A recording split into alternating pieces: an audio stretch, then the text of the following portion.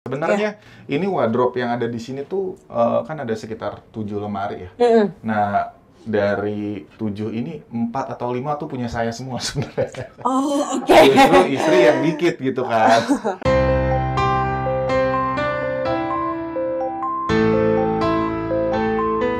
Hai, kembali lagi bersama aku Jesslyn di episode Behind the Bricks. Nah, kali ini aku udah ada di Villa Doremi oleh URR Studio. Nah, sebelum kita masuk, jangan lupa subscribe dulu YouTube channelnya Arsitak supaya nggak ketinggalan episode Behind the Bricks lainnya. Yuk, kita langsung aja ketemu owner dan tim dari URR Studio.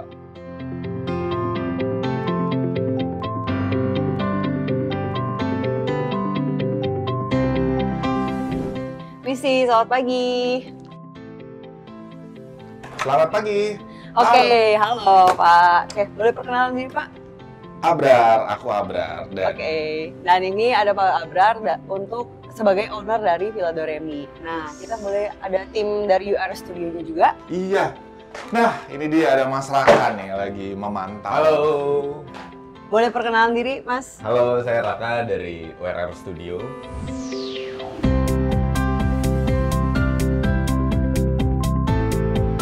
Oke, Pak Abrar, aku pengen nanya-nanya nih. Iya, Request Mbak Jess. pertamanya Pak Abrar. Panggil nama aja atau panggil bebas deh pokoknya. Oke. Kalau Pak tuh kayaknya tua banget. Oke, panggilnya Mas aja? Boleh. Oke, Mas Abrar. Nah, request Mas Abrar pertama kali itu apa sih sebenarnya? Untuk rumah Request ini. tuh pertama tuh aku inget banget datengin Raka ya, pokoknya ketemu lah sama Raka. Aku bilangnya gini, Kak, gue mau rumah gue tuh karena kan gue tuh emang kerjanya di entertainment ya, jadi nggak mau yang terlalu neko-neko dan maksudnya berangkat pagi pulang malam gitu. Jadi gue pengen ketika gue sampai rumah gue nggak ribet gitu, nyampe rumah nggak ribet ngeliatin apa gitu. Oh ini terlalu desainnya gimana nggak, gue pengen yang lebih kompleks aja, yang simple, terus gue pengen lebih teduh aja sih datang ke rumah gitu, banyak cahaya gitu aja sih. Jadi aku lebih ngebebasin ke arsitek, ke Raka gitu, terserah kalau mau buat apa, tapi gue pengennya begitu feel-nya gue nyampe rumah terus lebih simple aja gitu. Oke. Gitu Mbak Jess. Puas gak, Mas? Puas banget sih. Oke. Puas banget. Oke. Nah, di lantai 2 ini ada berapa kamar ya, Mas? Di lantai 2 itu sebenarnya ada 4 kamar, karena aku ada anak 3, istri 1 ya, jadi 4. Nah, jadi ada 4 kamar. Cuman ada 1 kamar yang memang digabungin dulu karena kan masih kecil, masih kecil semua lah, paling gede tuh 8 tahun ya sekarang, paling gede 8 tahun. Jadi kayaknya ada yang digabung nih, 1 yang paling kecil. Oke. Nah, kita bisa mulai langsung di kamar pertama ya? Boleh. Nah, oke. Ini yang benar-benar dekat sama tangga. Nah, Mas, ini kamarnya biasanya dipakai buat siapa? Nah, ini kan sebenarnya untuk kamar untuk kamar pertama, anak pertama sebenarnya. Cuman karena masih kecil, jadi masih pada numpuk di kamar sebelah gitu kan. Nah, jadinya ini tuh lebih ke kamar entah mertua gitu, entah orang tua gitu. Jadi lebih di sana, atau ada tamu gitu, atau ada istri, jadi tidurnya di sini. Oke. Nah, ini kamar sebelahnya. Ini yang gabung ya? Nah, ini dia yang gabung nih. Nah, ini jadi semuanya mereka di sini. Cuman emang beberapa waktu tuh lagi bareng-bareng lagi sama saya sama istri di sana. Cuman memang ini sebenarnya kemarin sempat ditempatin agak lama, cuman karena ada asisten rumah tangganya mudik gitu kan. Jadi ya pada kesana, pada balik ke kamar utama semua gitu. Nah, kalau ininya tuh jadi mereka akan bareng bertiga nih kalau di sini sementara waktu. Anak terakhir anak bontot di bawah nih kan ada juga ada selorokan juga. Habis itu anak pertama di sini yang cowok, yang cewek ke situ.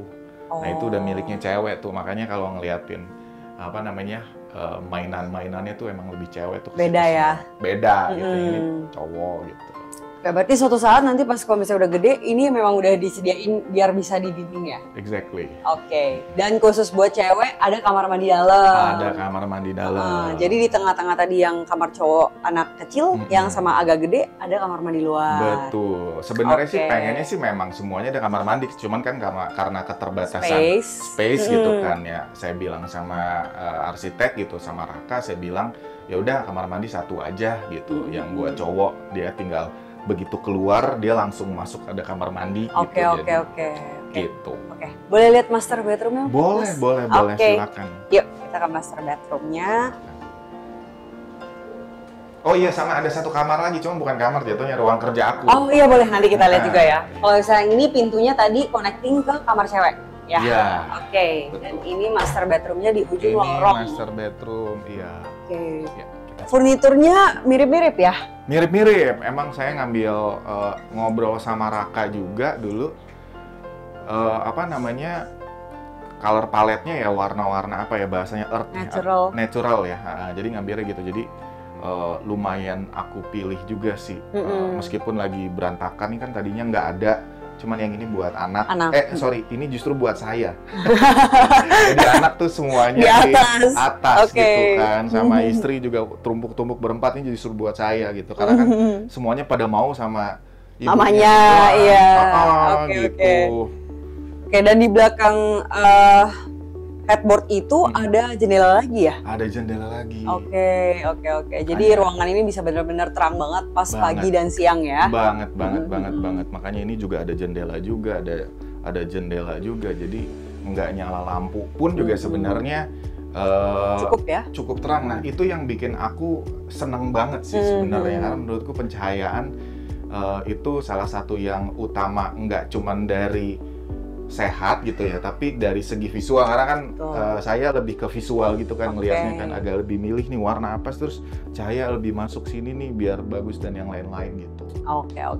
Nah di sini ada closet, wardrobe-nya, dan juga closet-nya lumayan panjang ya, wardrobe-nya ternyata lumayan panjang. Lumayan. Jadi di sisi sini kanan dari lorong, dan juga ada pas di depan juga ketemu juga. Betul. Dan nggak lupa di sini juga dikasih pencahayaan alami ya, supaya nggak terlalu gelap banget gitu. Tetap juga ada pencahayaan alami, maaf agak berantakan ya. Sebenarnya ini wardrobe yang ada di sini tuh kan ada sekitar 7 lemari ya. Nah dari 7 ini 4 atau 5 tuh punya saya semua sebenarnya. Justru istri yang dikit gitu kan. Kalau dia kan nggak neko-neko, cuman kalau saya kan banyak lah, jaket apa segala macam gitu kan. Jadi gitu. Oke. Nah di sini sebelah wardrobe baru ada kamar mandinya. Nah kamar mandi juga gitu tuh sama. Cahayanya tuh arahnya kemana ya? Ke arah kolam renang ya? Kolam renang. Iya, ke arah kolam renang ya. Oke. Jadi memang void yang di kolam renang itu juga bisa membuat beberapa sisi rumah yang awalnya nggak dapat cahaya jadi dapat cahaya.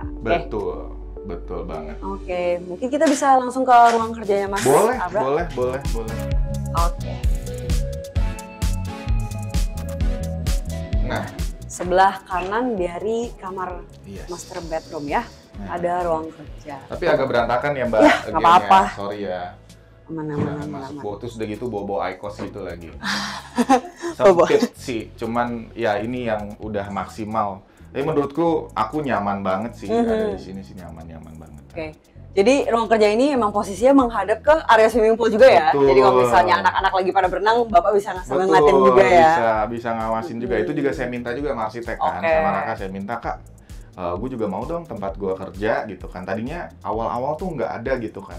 Tapi tetap minta, gue mau tetap. Tadinya tuh awal tuh kalau nggak salah gabung sama master. Cuman saya bilang kayaknya gue pengen lebih private aja, apalagi gue misalnya kan ngasep ya gitu kan, ngerokok gitu, ngaikos, jadi kayaknya gue butuh ini. Terus gue juga mau ada cahaya dong, sama udara masuk, sama apa bisa, ya akhirnya dipilih lah di sini gitu.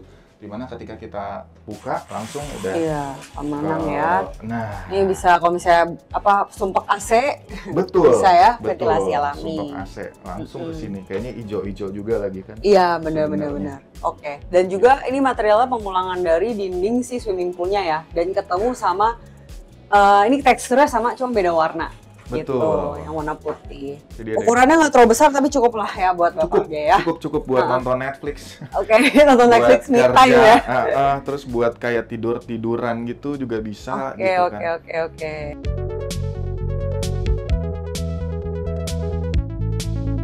Tadi kan Mas Abrar puas ya sama rumah Puas. ini ya. Nah, Puas banget. spot yang paling favorit di mana? Ya the one and only sih di sini. Ruang kerja ya, tetap balik Ruang lagi and ruang only. kerja karena di sana nggak terlalu sempit, nggak terlalu luas, Terlalu sempit. private-nya dapat banget. Private-nya dapat banget dan ya sebenarnya ruangan kerja tuh jadi salah satu impian aku ya. Misalnya dulu ya Oke. belum punya rumah, sampai kita mimpi punya rumah, jalan-jalan keliling komplek gitu kan, keliling komplek mana, naik motor, sampai suatu saat kayaknya pengen deh punya itu, terus pengen punya ada satu ruangan gitu ya, sendiri aja nggak usah gede gitu kan. Oke. Jadi, nah ketika ada gitu kan, ya syukur banget, alhamdulillah gitu kan, bisa ada gitu dan ya ini favorit sih di sini gitu. Oke. Yes. Nah, untuk budget dari segi desain dan konstruksi itu kisaran berapa nih, Mas? Budget ya, sebenarnya budget tuh agak lumayan ya. Lumayan lah, cuma sebenarnya kalau dihitung semua ya, termasuk kan kalau misalnya saya beli awalnya kan ini rumahnya sebenarnya udah ada. Oh. Cuman akhirnya kita bongkar. Oke. Nah, artinya kan dulu kan kita beli tanah dan beli rumah juga lamanya. gitu. Terus benar-benar dihabisin, terus habis itu bangun lagi. Ya kalau muanya sih kayaknya di atas 3 sih kayaknya. Oh, di atas 3. Semuanya termasuk tadi ya. Tanah, bongkar rumah lamanya lagi ya. Bongkar rumah lamanya lagi. Terus kalau misalnya ditambahin lagi diisi-isi ya di atas 3,5. Oh, kali ya. oke. Gitu ya. Oke, thank you Mas Abrar buat waktunya Baik, izinin sama-sama. juga buat keliling-keliling rumahnya. Nah, aku Sama-sama. izin mau ke bawah ngomong sama Mas Raka ya. Boleh. Oke. Siap. Thank ya, you, Kak thank Jess. you. Thank you. Ya. Oke Mas Raka, luas tanah dan luas bangunan dari Villa Doremi ini berapa ya? Luas tanahnya kita ada di 200, luas bangunannya di 248 square meter. Nah, konsep keseluruhannya apa nih untuk Villa Doremi ini? Sebetulnya konsepnya kita waktu itu starting dari discussion sama owner, terus ternyata dia mau buat rumah yang bisa jadi cerita tumbuh kembang anak-anaknya. Oke. Gitu. Jadi kita siapin di bawah buat area public dan communal area. Sedangkan lantai 2-nya kita jadiin area yang lebih private gitu. Terus kita siapin void juga untuk dia punya airflow yang bagus juga.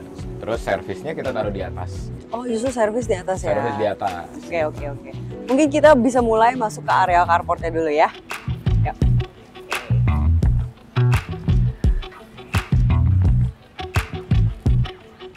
Oke, nah ini area carportnya muat satu mobil ya? Iya, satu mobil sama koleksi motor lah ya gitu. Oke, karena ownernya suka koleksi Suka motor. koleksi motor Oke. gitu. Bisa diceritain dikit tentang carportnya dari segi materialnya, apa yang unik, mungkin dari deckingnya atau dari ubinnya?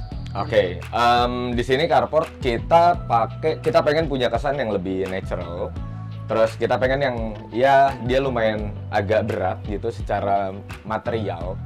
Terus dia juga kita mau munculin sifat seolah-olah bidang yang lantai 1 itu menopang bidang di atasnya, jadi ada kesan dia melayang gitu. Oke. Kayak gitu. Jadi di bawah kita pakai cobblestone dari batu andesit yang honed. Terus kita pakai decking kayu di sini. Kita pakai kayu ulin, tapi kita coating lagi gitu biar lebih gelap. Terus kita pakai cladding dari kayu jati gitu. Terus selebihnya kita main pakai aluminium sama kaca clear gitu. Oke. Berarti dari lantai 2-nya itu sengaja dibikin agak maju ke depan supaya melayang dan kesan berat tadi ya? Iya benar. Sekaligus dia juga menjadi cantilever untuk area tamu di sini. Jadi kita nggak perlu buat kanopi lagi gitu. Iya. Oke. Gitu. Kita bisa lihat langsung masuk ke rumahnya ya? Boleh. Oke, ini dia Villa Doremi. Nah, pas masuk pintu kita langsung dipertemukan dengan living room ya? Iya betul. Jadi sequence-nya adalah di sini ada living room, terus ada foyer yang kita satukan juga areanya. Kemudian sisanya open space dari dining. Di sini area yang lebih mungkin multifunction, dia lebih fleksibel. Dengan di ujung sana ada dapur juga. Terus semuanya di sini langsung di open, center view-nya ada di swimming pool gitu. Oke. Nah, aku pengen nanya nih, kenapa jendelanya tuh biasanya kan jendela di tengah ya? Tapi ini tuh kayak ada list jendela di atas. Gini, jadi secara fungsi sebetulnya kita mau masukin cahaya di level atas supaya udara dari luar dia ketarik. Biasanya yang agak bikin heat itu adalah udara di plafon dia nggak bisa ngalir gitu. Jadi kita mau narik udara naik ke atas, ya prinsip sederhananya terus kita alirin jadi ada di level manusia gitu, di level badan. I see. Gitu. Oke. Di satu sisi secara visual juga kita bisa lihat di sini ada kesan continuity gitu. Dengan jendela yang di atas kayak gini gitu. Oke. Jadi ruangannya juga nggak terlalu gelap ya. Iya. Nah, di sini tuh ada juga area play buat anak-anak ya? Iya, jadi tujuannya sebetulnya ini adalah ruangan yang sangat fleksibel gitu. Dimana anak-anak kebetulan dari owner masih kecil-kecil, masih suka lari-larian gitu, kegiatannya masih banyak banget. Di satu sisi owner juga suka mengundang teman-teman gitu, ini juga suka dipakai acara. Jadi kita mencoba ngulik diskusi sama owner seberapa cukup ruangan yang dibutuhkan gitu. Ternyata jawaban yang kita temuin malah gimana kalau kita ciptain ruangan yang sangat fleksibel sebetulnya. Oke. I see. Berarti konsepnya open plan gitu ya. Open plan. Cuman secara nggak langsung juga masih terpisah lah ya. Oke. Nah, di sisi kanan aku sekarang udah ada swimming poolnya dan ini juga void yang tadi Mas sebutkan ya. Iya, betul. Jadi ini tembus sampai ke atas. Tembus sampai ke atas. Oke. Dia cuma dibatasin sama framing luar. Di sini ada tembok tetangga sedikit kelihatan banget. Terus kita memang mau ada jarak sih dari tembok tetangga supaya nggak ada problem ke depannya. I see. Oke. Gitu. Nah, setelah dari playroom ini kita disambut dengan dining room dan juga kitchen ya. Boleh diceritain dikit Mas tentang ini nih, mungkin kabinet-kabinetnya? Oke, jadi sebetulnya di sini owner sang istri dia suka masak juga. Terus dengan konsep open plan seperti ini dia juga bisa lihat anak-anaknya main. Jadi semuanya secara visibility kelihatan gitu. Terus di satu sisi kita mengakomodir juga owner kebetulan hobi koleksi barang gitu. Di sini ada helm macam-macam banget. Terus sekaligus kita jadiin satu kesatuan dan extension dari dapur sebetulnya gitu. Oke. Kalau misalnya dari furnitur itu pilihan dari owner atau gimana Mas? Furniture tentu pilihan dari owner yang kemudian biasanya dia akan ngecek dulu sih sesuai atau enggak dengan konsep gitu-gitu. Cuma mostly untungnya di sini sih kita udah align secara konsep dari awal gitu. Oke, kita bisa langsung lihat ke area kitchennya ini. Nah, kalau bentuk seperti ini emang disengajaan atau gimana? Ini kita sengaja kalau dilihat di built-in furniture kita usahakan di area yang dilalui oleh anak-anak sering main. Itu kita kurangin sudutan-sudutannya gitu biar dia nggak bahaya karena area ini kan harus mengakomodir dari swimming pool pasti akan ada sisa-sisa air, dia akan ke powder room untuk bilas juga. Jadi terlalu bahaya kalau kita jadiin sudutan gitu. Oke. Kalau kiri sini storage ya berarti ya? Di kiri sini sebetulnya kalau dari desain itu untuk kamar tidur tamu dan ada storage. Tapi karena anak-anak juga masih suka tidur bareng gitu, jadi ini dijadikan musola. Gitu. I see. Oke. Nah di sini kita sediain juga ada roster, terus kita kasih ada netnya lah untuk jaga airflow di dalam ruangan dan juga airflow di dalam gudang. Terus di atas kita kasih skylight supaya area ini mendapatkan cahaya yang cukup dan nggak lembab gitu. Oke Mas, untuk swimming poolnya materialnya pakai apa nih? Swimming poolnya mainnya kita pakai untuk material penutup finishing kita pakai batu candi Sukabumi biar ada kesan kehijauan gitu dan kesan lebih natural. Terus deckingnya kita samakan bahasa dengan decking yang di depan gitu, pakai ulin gitu. Terus untuk dindingnya kita coat, setelah itu kita tutup dengan kamprot kasar gitu. Jadi ada kesan rough dan ada texture yang muncul. kita kasih dia lowong sampai di ujung side. Jadi biar sebetulnya dia lebih kerasa open aja sih, sama lebih kerasa natural gitu. Oke, untuk ukuran swimming poolnya sendiri? Ukuran swimming pool 2,5 kali 11 meter. Kedalaman? Kedalamannya paling rendah itu di 60 cm, paling dalamnya itu di 1,6. Oh, 1,6, oke.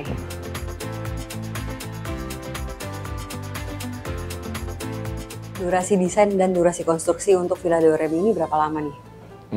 Desain mungkin dari step pertama ketemu ya, sampai akhirnya kita finish dengan segala gambar kerjanya, itu kita ngerjain sampai 3 bulan. Oke. Sedangkan konstruksinya dari groundbreaking sampai finish itu 10 bulan. Oke. Nah, boleh diceritain nggak awal ketemu sama Mas Abrar sampai proses desain seperti apa dan juga challenge-nya nih dalam mendesain? Oke. Pertama ketemu sih Abrar kebetulan mampir di satu rumah temennya yang ternyata kerjaan kita gitu. Oke. Terus ternyata dia suka, terus mulai kontak kita, nge-reach kita. Di awal kita ngomongin konsep, tapi dulu site-nya bukan yang ini gitu. Ada site dekat sini juga, tapi dia nggak di hook gitu, dan luasannya lebih kecil kebetulan. Terus ya udah kita mulai gali ide, terus kita mulai diskusi gitu. Kita tanya pandangan dia tentang rumah tinggal yang mau dia punya seperti apa gitu, tentang keluarganya, tentang kegiatan dia sehari-hari gitu. Terus di tengah jalan juga lucunya tiba-tiba dia tertarik sama site ini gitu. Terus kita diminta untuk pindah site, bawa desain yang di sana ke sini. Tapi kita waktu itu diskusi, kita minta waktu untuk ngedesain ulang lah, karena treatmentnya harus beda ya, arah hadapnya beda. Terus adaptasi kita terhadap iklim juga beda. Terus respon kita terhadap kawasan juga ternyata berbeda gitu, dengan beberapa potensi yang ternyata di sini jauh lebih menarik ya, karena makanya di atas itu kita buka jendela biar ketika misalkan lagi pengen di open, pandangan di depan pun semuanya hijau aja gitu, pohon gitu. Kalau yang sebelah sih nggak bisa kayak gitu. Kayak gitu. Terus di tengah tahap desain waktu itu kebetulan ada sesuatu yang menarik di request dari owner. Aslinya di belakang sini itu kita aslinya desain courtyard untuk main anak dan extension ruang gitu. Cuma waktu itu dia punya ide kayak gini, dia pengen bangun pagi sebelum berangkat kerja ada olahraganya gitu. Akhirnya diminta swimming pool waktu itu. Terus dia nanya, dengan luasan segini swimming pool oke nggak gitu untuk olahraga ya, bukan kecipak-kecipuk gitu. Ya. Terus ternyata pas kita ukur, oke, efisiensinya segini gitu. Terus akhirnya ya udah decide hajar swimming pool, yang mana ternyata malah lebih bermanfaat ya, begitupun buat ruang di dalamnya gitu. Bikin ruangan juga jadi lebih adem. Terus kita bisa lihat ada beberapa reflection yang tercipta dari gerakan air juga, bikin teksturnya jadi lebih dinamis gitu. Jadi terus ternyata pas kita cek di sini juga ada treatment sendiri untuk bangun swimming pool, karena di sini kita nggak boleh gali terlalu dalam untuk swimming pool. Jadi grounding kebetulan memang sudah kita naikin, awalnya 60 cm, terus kita naikin lagi jadi 1 meter. Supaya galiannya tidak terlalu dalam dan tidak terlalu membebani kawasan. Jadi yang menarik adalah ternyata kita diberikan ruang dan tanggung jawab ya untuk mendefine segala nilai estetika yang ada di rumahnya gitu. Tapi untungnya juga dari sana kita lebih leluasa juga gitu. Jadi di satu sisi challenge itu kita terima, malah jadinya kita banyak mengulik hal-hal yang sifatnya lebih esensial gitu. Kayak gitu. Thank you Mas Raka atas waktunya, dan buat teman-teman yang kepo sama project URR Studio lainnya bisa cek di mana nih Mas? Bisa cek mungkin pertama di Instagram kita. Kebetulan kita juga lagi develop website, jadi mungkin sekarang belum tersedia ya. DM aja ke Instagram kita, biasanya nanti kita kontekan. ketika misalkan udah dibutuhkan kontak yang lebih intim dan lebih intens, biasanya kita lari ke WhatsApp sih untuk setup brief meeting. Oke, dan buat teman-teman nih yang punya pertanyaan lebih lanjut, boleh komen di bawah. Dan jangan lupa like, comment, and subscribe YouTube channelnya Arsitak untuk episode Behind the Bricks lainnya. See you in the next episode. Dadah!